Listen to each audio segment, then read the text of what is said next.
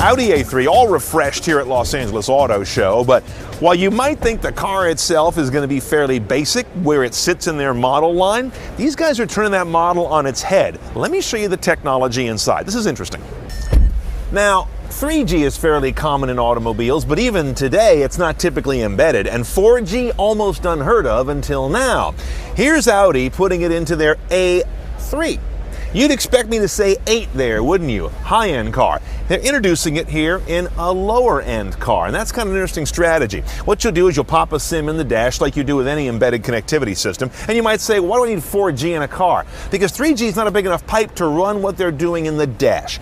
7,000 streaming radio stations, Google Earth, which they've had before in these cars, but now really with some good throttle response, if you will. It'll really load with some snappiness to it. Here, they've got something called the phone box. What that's going to do is give you a wireless connection to the external antenna apparatus in the car.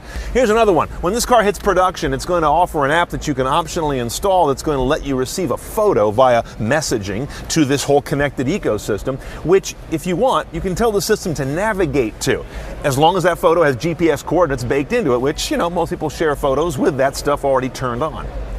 Let's look at the Audi MMI interface down here. Here they've done something with rockers that kind of perform double duty. Radio and media on one, nav and telephone on the other. The knob's gotten bigger because now on the A3 it's got the right-on technology, the finger recognition, so you can spell out a destination as well as do it by voice, as well as do it by click, as well as do it by photo, as I just mentioned. And the last thing that's useful about a 4G connection is that it's a big enough pipe to create a meaningful Wi-Fi hotspot in the car. You can actually share it without bogging it down to death. I can't say that about 3G that we have today. Now, how many people are going to actually be sharing a hotspot in a car? I'm a little dubious on that because most of our devices have their cellular data built in, but there are times when you need it.